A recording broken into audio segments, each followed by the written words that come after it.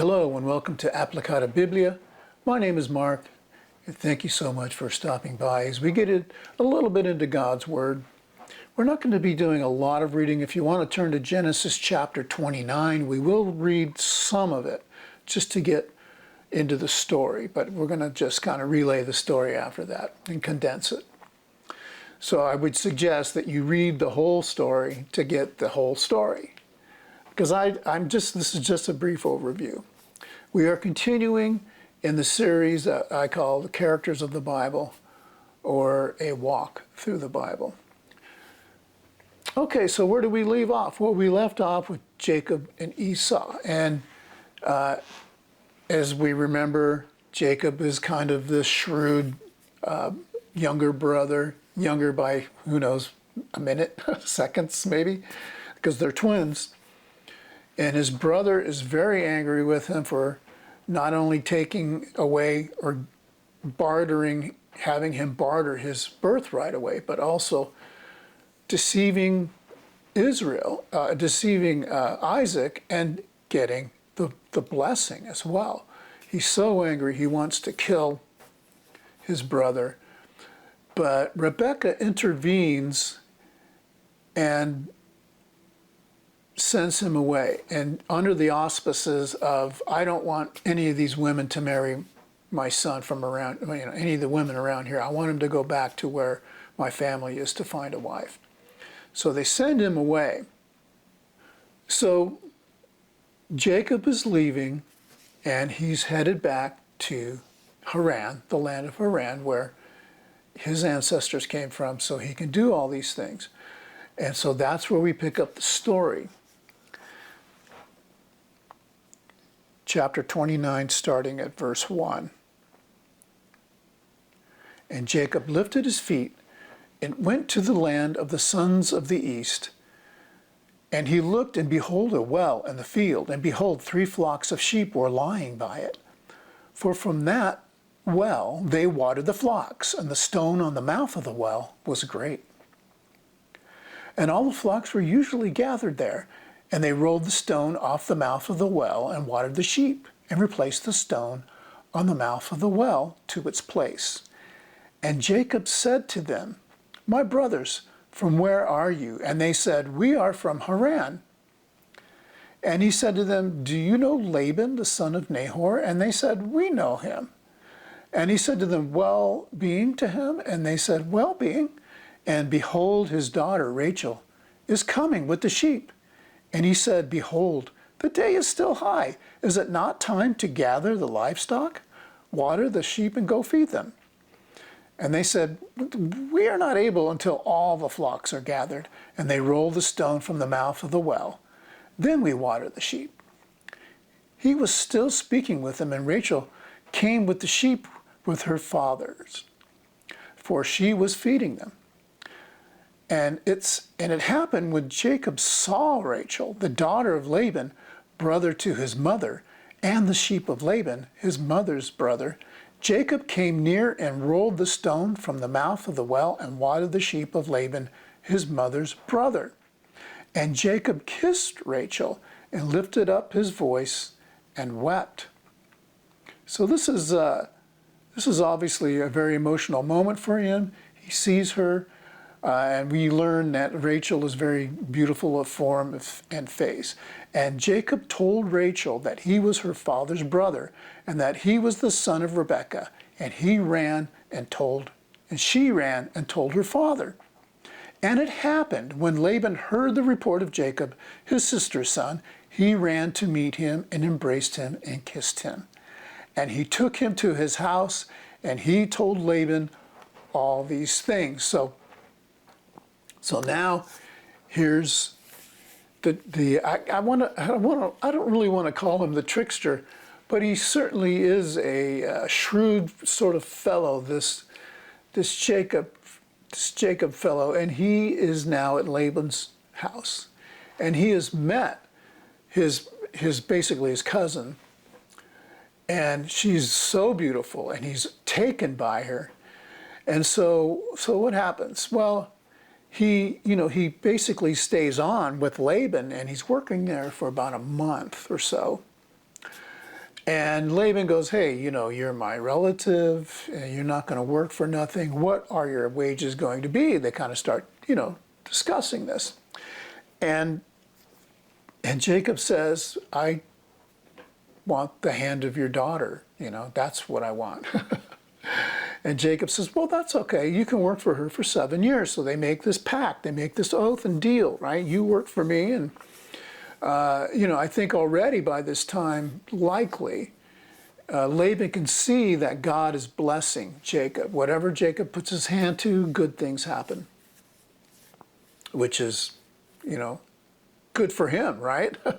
So he makes this pact, and then 7 years goes by. And Jacob says, okay, 7 years are up.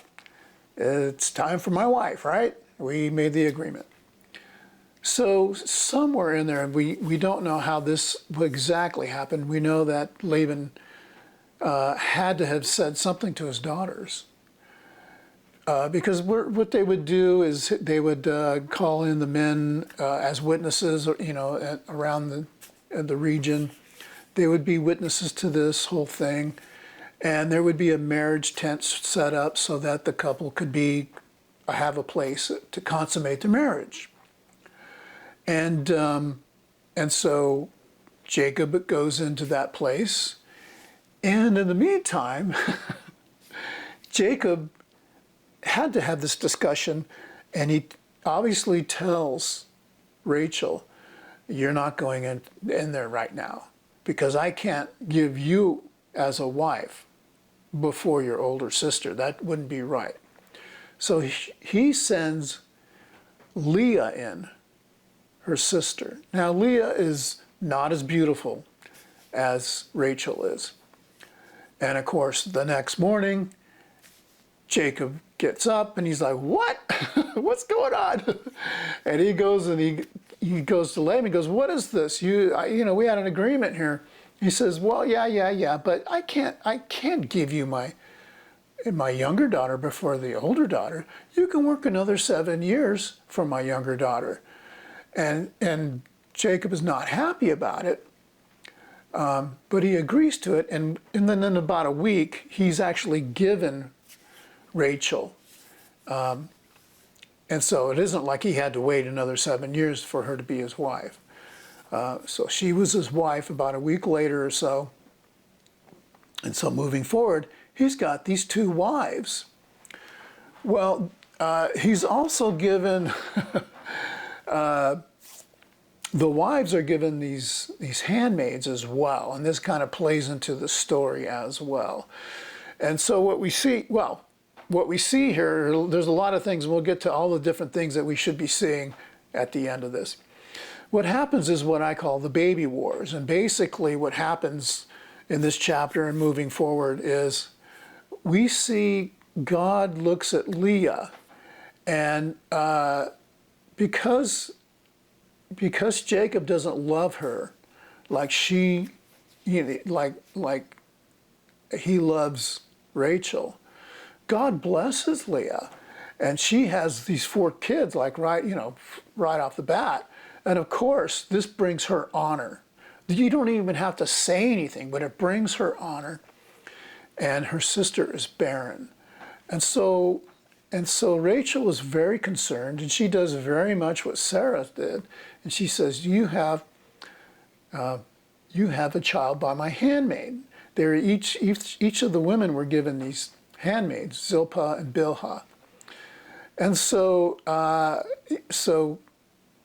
Bilhah does have a child in the name, right, of Rachel. And so what happens is, even after these 4 children that Leah has, and one of them is Judah, who is actually the promised child, the child of promise, I would put it. She has Zilpah have children in her name as well. So you have these 2 competing wives, and they're just, I call it the baby wars. And ultimately, there are 12 children born between all of these wives and Jacob. So, it's important to see this because we see the 12 tribes of Israel come out of these children, and that's something that we're going to talk about later. Okay, so what are some of the things that we need to see? And I'll put a link to the questions that I have that I ask my high school classes and stuff, and adult classes as well, that are important to the story. Now, Jacob was on this journey because he's being sent to find a wife, according to his mother. But he's also being sent away because Esau hates his guts. He wants to kill him. We can't forget that. That's important to the story later. So why does Jacob roll away this stone? He's obviously so taken by the beauty of Rachel. He doesn't care if all the flocks are there or not. He's going to attend to her. He's going to try and woo her and, swoon over her. And we see that he's very much infatuated with her, right?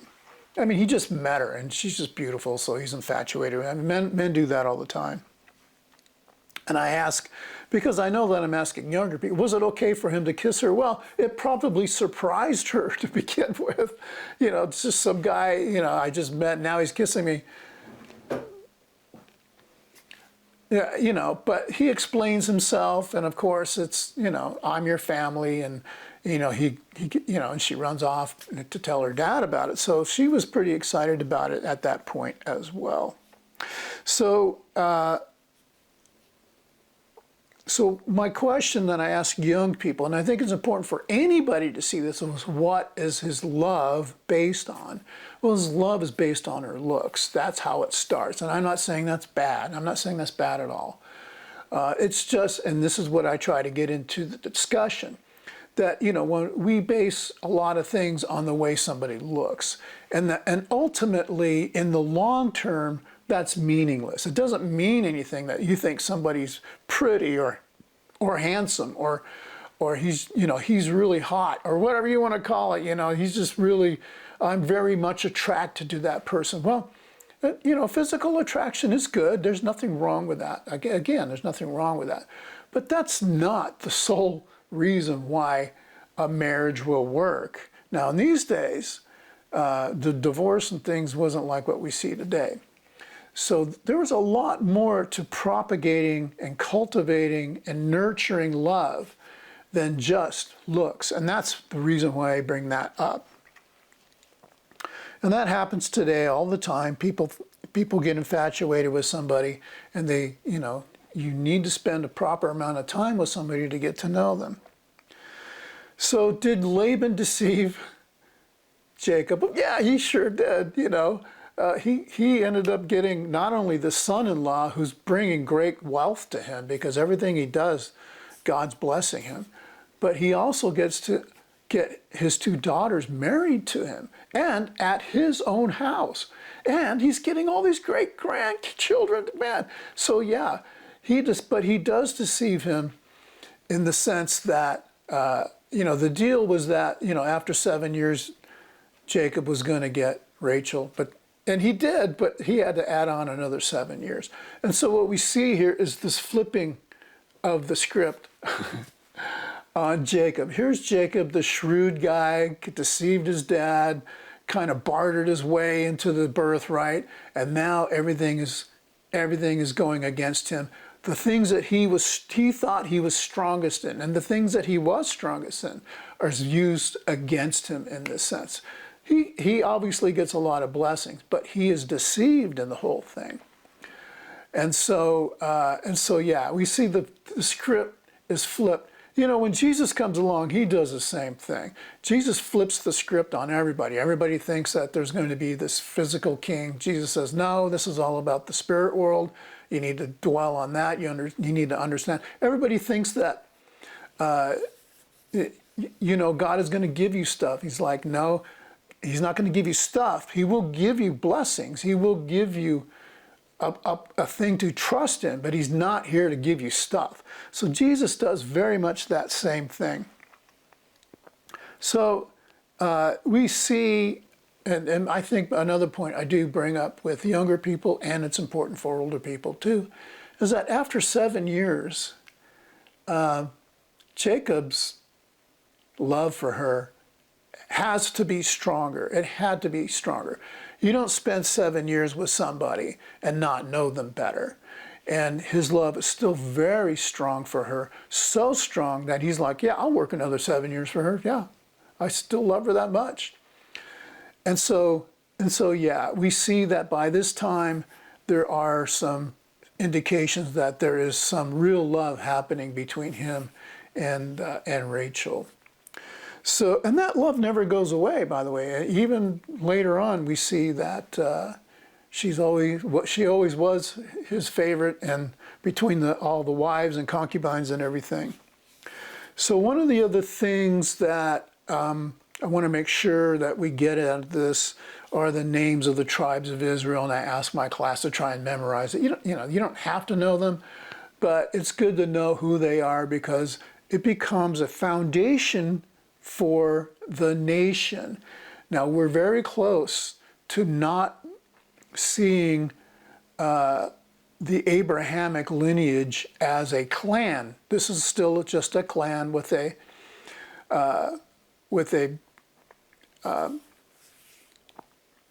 head of the household sort of guy leading the way.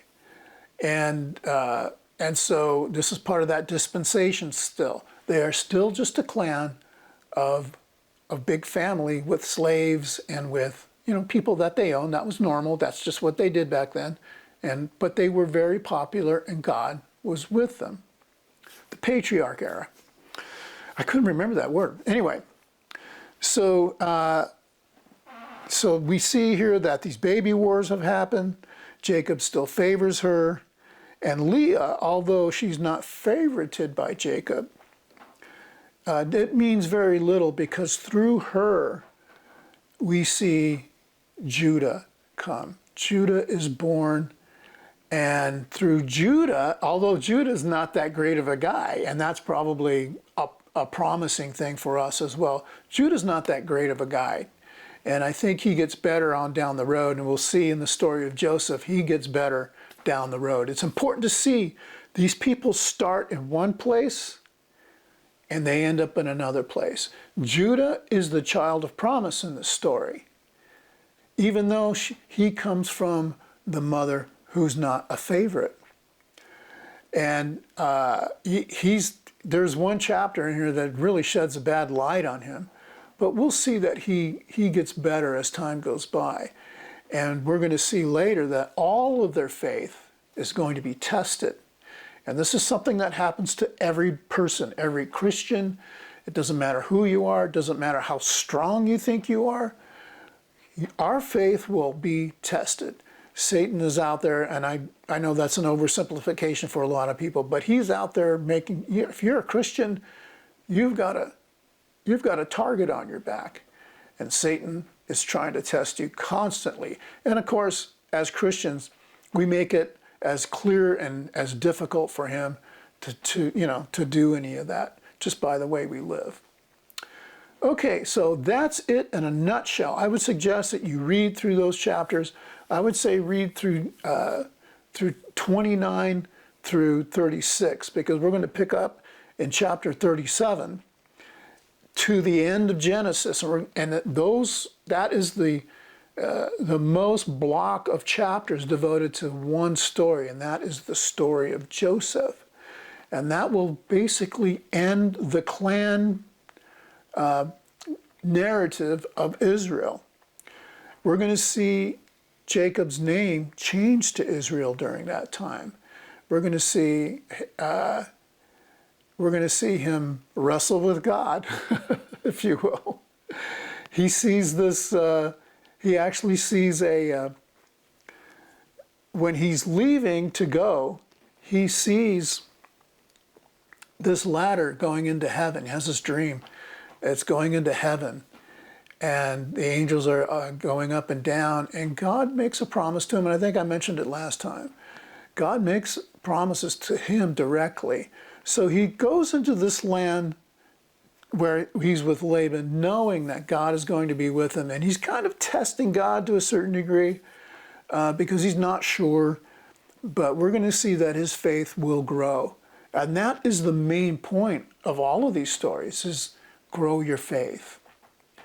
Grow your faith. Put your reliance in God. Jesus brings that way to the forefront. Everybody is kind of struggling here, thinking, how do I do this? And, is God really there for me? And when Jesus comes along, he makes it manifestly sure and, as sure can be that yes, but he qualifies it with, you have to do it through him. You have to have your faith in him to get to God, because now he is that sacrifice. Okay, that's it. Thank you so much for listening. Thank you for stopping by. And in the next one, we're going to get into the story of Joseph. See you later.